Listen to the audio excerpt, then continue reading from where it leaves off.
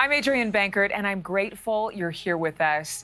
Let me tell you a little bit about this new series, One Nation Under God, and why it makes total sense for us to launch a network-wide series on, of all topics, faith, where we open the door to conversations that many have in their homes and their communities, people just like you. But first, let's address where God possibly fits into the 24/7 news cycle. Consider every major headline. COVID vaccines, where people refuse to get the shot, often tied to their religious observance. Of course, abortion will always be a part of this conversation. And then, most recently, gender reassignment treatment and surgery for children. That's been a concern of different religious groups. Now, these all happen to be health stories. Many Americans have a very strong opinion about all of them, and a majority of them decide that opinion based on their belief in God. Then there is a story that so many people have strong thoughts about, and that's the Israel-Hamas conflict. Some people are calling it a political conflict. Others define this as a holy war. And as is the case with any story that originates from the Middle East, to accurately report on this particular headline requires a fluency in faith, to be well read on the history of this region, not just since last year or over 75 years, but the last 1,000 years or more. I spoke to a man. His name is Jonathan Feldstein. He is the founder of a group called Genesis 123. Now, he happens to be an Orthodox Jew, and he spent years with a mission to bring Jews and Christians together. And he says that since that fateful day of October 7th, this work has become only more vital. Jonathan has a unique perspective because he has a son who served with the IDF in Gaza during this conflict. And I wanted to hear his thoughts on everything, including a possible plan for peace and why Jews and Christians have had at times a very complicated relationship. You're one of the voices that has been championing and highlighting the Christian-Jewish alliance that has been around for thousands of years now. So can you just talk about first what you do? I saw Christians celebrating, praying for Israel the first time in my life, and I had no idea why. And I realized that that was God putting this moment, calling me to be a bridge between Jews and Christians. We talked about building an organization that would do that relationally, the Genesis 123 Foundation. So our mission is to build bridges between Jews and Christians with Israel in ways that are new, unique, and meaningful. What different ways have you discovered are bridges? I went to the mayor and I said, listen, you've got this great marathon, but it's like a big family party. It's 40,000 people, 95% of whom are Israelis. And we're not bringing tourists and we're not engaging people. And it's not a top marathon in the world. But if you're a Christian and if you're a runner, this is the most significant place. We have subsidies available. I'm the only Orthodox Jew with a weekly podcast on the Charisma Podcast Network coming from Israel. So there are about 300 other Christian podcast hosts and me. And that's a lot of fun. And we do a lot of prayer events. A year ago, right now, I was in Africa for the first time and now have a wide network of African Christian friends who love Israel but have very little. In the West, Christians engage with Jewish people, and there's a sense of Jewish culture, and there are Jewish things in sitcoms and in movies that we watch, but not in Africa. So in many cases, I was the first Jewish person that any of them have met, but they've been praying for Israel for decades. And this led actually to a very recent, incredible divine appointment where, if you remember back on October 7th, when about 250 people were kidnapped by the terrorists and brought into Gaza, 2 of them were Tanzanian agricultural students. So when the body of one of them was found and sent back, I contacted a dear friend in Tanzania, who I've never yet met in person, and I said, can you please go on our behalf to comfort his, it's really emotional, to comfort his family. And I sent some money so that could happen. And he went to the funeral. He was engaged and asked if he would speak at the funeral, somebody who they had never even met. But he was coming representing Israel and the Jewish people, even though he was a Black African, and then got all over Tanzanian national media in Swahili. These are the things that we're doing just to find ways to engage people all over the world, and it doesn't have a dollar sign on it. What does it feel like? Maybe speak on behalf not just of yourself and your organization, but for people you know, Jews you know, in Israel, who hear about these reports from Africa, from America, and all around the world of people who are saying, we support you, we are standing with you, we are praying with you. For someone watching right now this interview, and to think, what does a prayer, especially from someone you've never met in person, feel like? When my son came out of combat in Gaza, there was a celebration for his unit. My son's a paratrooper. His unit is one of 2 in the IDF that have a Christian commander. My son's commander is a Lebanese Christian who came over to Israel in 2000 when Israel evacuated the South Lebanon army, our allies and their families. So he's a 29-year-old who grew up in Israel. He's an Israeli. He speaks better Hebrew than I do. He's lovely. And I called him up as I was giving out gifts to the whole unit. I said, you know, you're the only Lebanese Christian to lead 85 Jewish men into battle against Islamic terrorists. And they know from Islamic terrorists coming from Lebanon. And it's so important that Israeli Jews and Jews in general understand that and know that. And I shared how the product of all of the gifts that we gave them that night, beautiful watches with a paratrooper logo, flowers for the wives and mothers who had been home alone for months without their husbands and sons. And there was another gift we gave them, I don't remember, something else. I said, this is coming from people who love you all over the world, and they've never met you. And I want to tell you, Adrienne, it's super encouraging. It gives a tremendous amount of strength, but they don't understand it. So but when I talk about building bridges between Jews and Christians, it's a two-way bridge. It's not that country bridge where you have to wait till a car passes to be able to go. It's a 2-lane bridge. We have to go both ways building bridges. And many Jews are resistant to that. Why? Because for most of the history since the 1st century, the church has been replete with replacement theology and antisemitism and tremendous things. Crazily enough, a Christian watching this won't understand how it's possible that the church would persecute Jesus' own people in the name of Jesus, right? But Jews, we still celebrate every year Passover. We celebrate the Exodus from Egypt, which is a few hundred years before Jesus was born. So of course we remember the pogroms. Of course we remember the inquisitions. Of course we remember all of the things. And Jews, we just carry that baggage. And so it's my responsibility also to make sure Jews understand, no, that there's love and it's sincere and there's support. And sometimes it comes with other agendas, but most of the times that's from ignorance, not in a bad way, just people don't know.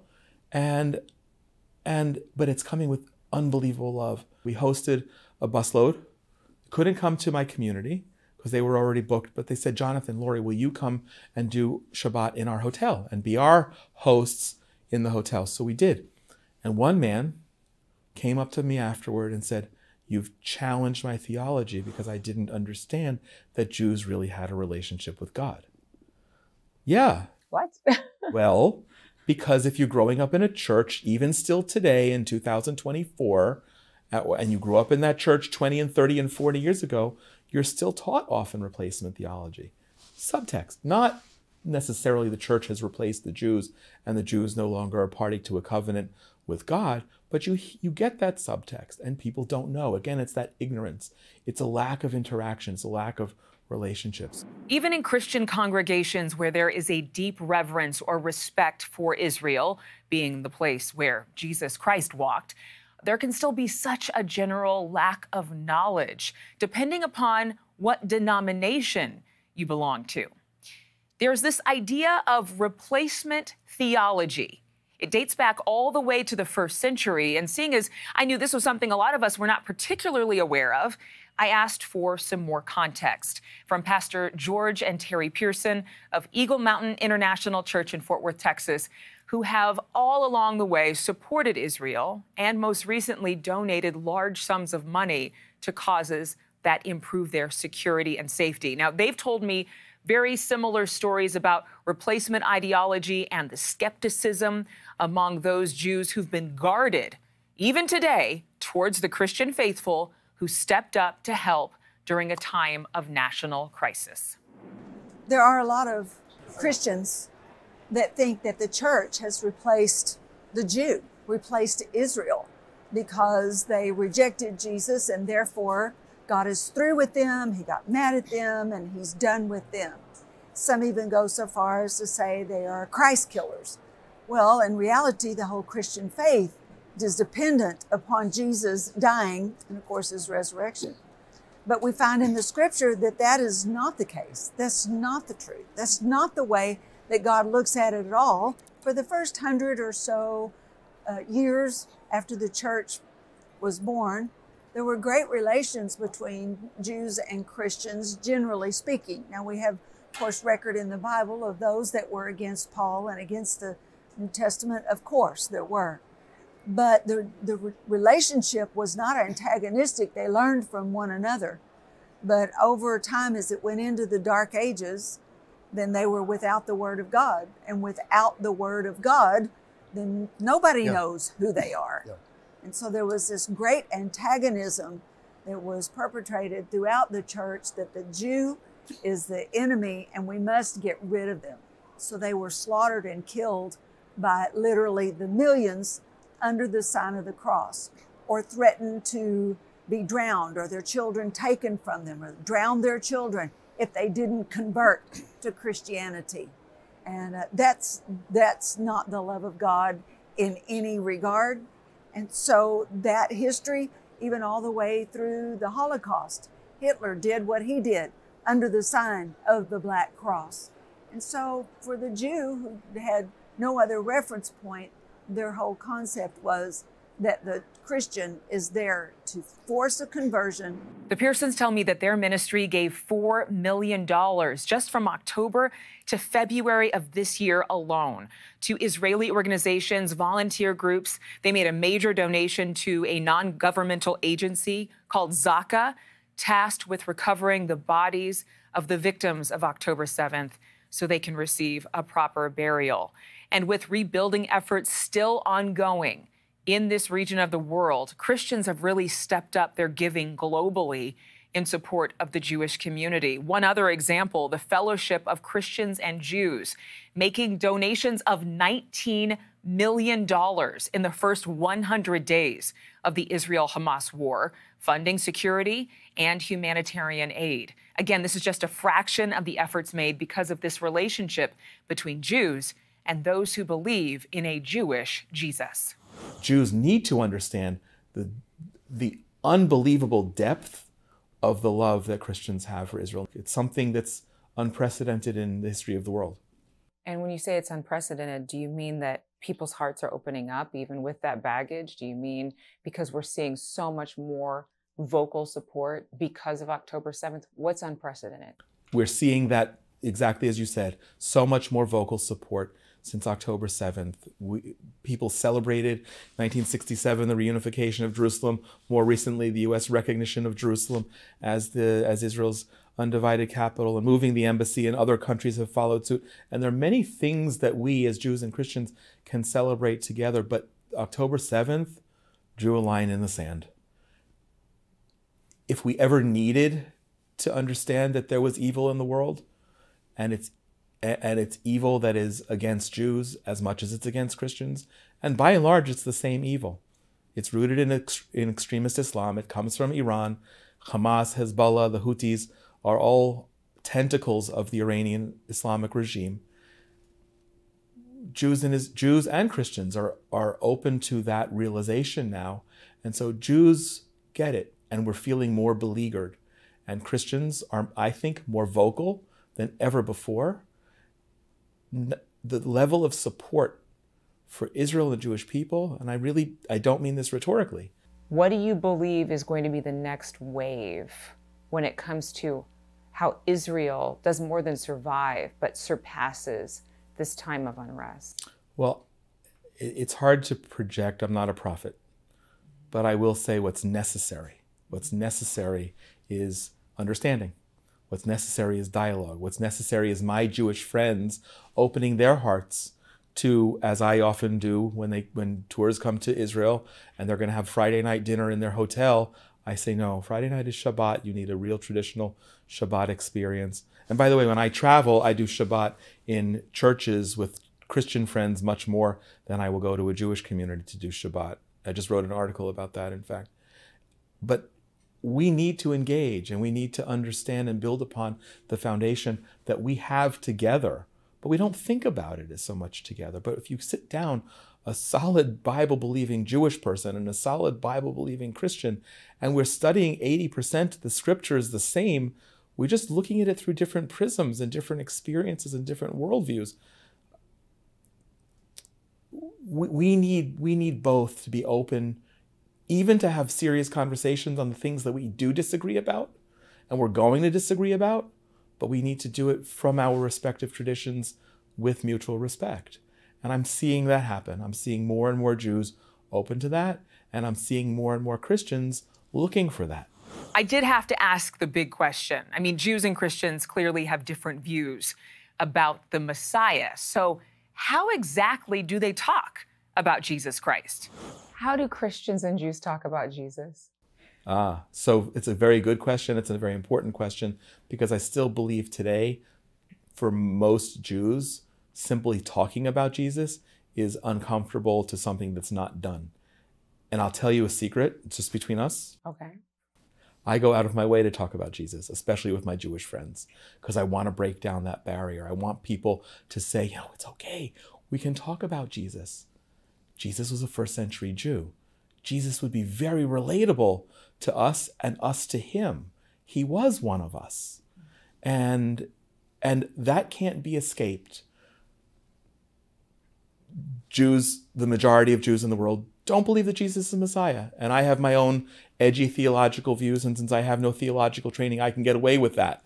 But we can talk about it. Israel, the miracle. What's this about? Yeah, so we are in Israel's 75th year of independence, and in November of 22, in speaking with a publisher about a different book entirely that I had hoped to put together, God gave me a vision to put together a book of essays by 75 Christian leaders from around the world celebrating why Israel is significant to them and therefore should be significant to all Christians. And I presented it to my publisher, and he loved the idea. He improved upon it immediately. I had no idea how complicated this would be. I've never done a book before, and if I had known all of that, I might have run away from it. And this is a unbelievable, miraculous in and of itself, compilation of 75 essays by Christian leaders from all over the world. Multiple ethnicities, multiple denominations, every continent except Antarctica, people from their 20s to their 90s. But you see a common, beautiful thread through this, that the depth, there's no repetition. Each one is unique. Each one is personal. It goes from one of the most powerful essays that we moved to the front of the book, Pat Robertson's, which we are referring to his last testament on Israel, because we moved him to the front because just before it went to the printer, he died. And so we thought to honor him. But his was powerful. Another person who I just dropped off her copies for, Kay Arthur, same generation, super personal essay. And then men and women in their 20s and 30s, people who we've never heard of, the former Supreme Court Justice of South Africa who receives death threats because as a Christian he supports Israel so much. So in South Africa today, it's not easy or good to be perceived as a supporter of Israel. On and on and on. And it's an amazing, amazing book that is a miracle in of itself, because I was told by people, you're never going to get it done in time for Israel's 75th. And the concept, and I use the word purposefully, to the delivery of the book to the printer was 9 months. You gave birth. The closest I've been, except for my wife's 6 pregnancies. Now, there have been repeated calls insisting on a two-state solution, including, as we've all heard, from those in the White House. Now, just days before October 7th, Pew Research put out a very timely poll that showed that only 1/3 of Israelis believed a two-state solution between Gaza, the Palestinians, and Israel, that it was even feasible. Again, that was before the massacre. Here in the United States, there are a number of surveys that say the majority of Christians are for a two-state solution. But anecdotally, Jews and Christians I've spoken to say that while they are 1,000% for peace in this region of the world, they do not believe a two-state solution would ever really work. They believe this war is being viewed by so many, including those in Washington and in the media, through a Western lens. And the way that people view this story depends on what God they believe in and how devout they are. And I really wanted to know what Jonathan's been thinking. Let's watch. Do you believe in a miracle of peace between the Palestinian people and Israelis? First of all, I see my faith very differently. I look at the Bible, I read the Bible regularly, we study it in an annual cycle, and I see that the Bible is filled with wars. Wars against the Jebusites and the Hittites and the Amorites and the Amalekites, Moabites, all the otherites. We win, but we don't win without loss and suffering. We don't win unaware of the fact that men from 20 to 60, and I fall into that category, we're fighting and we're being killed. And I look at what we're going through today with the strange comfort that yes, we're going to win, but it doesn't mean it's going to be without pain and suffering. And that's strengthened my faith because I just see us playing out another chapter of the book, of the book, not that book. As far as peace, until about a month, until just before Christmas, when I wrote an article, no, I wasn't optimistic at all. I don't see a pathway to peace. But I wrote an article, very edgy, coming from an Orthodox Jew, that said Gazans need a little Jesus this Christmas. And actually, the only peace plan is not a two-state solution, is not giving up territory, is not some sort of confederation with Jordan or Egypt or any of these other states. The peace plan is that I want hundreds of thousands of Christians to go into Gaza and rebuild so 2 million human beings can live well. And from everything from construction below the ground to everything that goes above the ground, and everything in terms of social welfare and health and education and feeding them should be done by hundreds of thousands of Christians who will also give them a little faith. And I do believe that if 2 million Gazans were to come to Jesus, once they know the God of Israel, they will begin to love the people of Israel, and they'll understand the significance of the state of Israel. There are no easy answers with a story like this one. The dialogue, however, the conversation must continue, and so must negotiations, as the hostages in this horrifying tragedy who've been held against their will for, at the time of this broadcast, 6 months, need to come back home. Now, if you're going to comment on this story, and I'd love to hear from every one of you, let's just remember to be compassionate and respectful. I'd appreciate it. Next week, we have a showstopper. You don't want to miss how you are being lied to, how we're all being lied to, and how without being informed, we could easily be deceived to death. That's next Thursday right here on NewsNation's YouTube channel, 3 p.m. Eastern Time. We are here every single week, so make sure to like and subscribe and look for our stories to appear across all of our programming on television. Thanks again for watching One Nation Under God.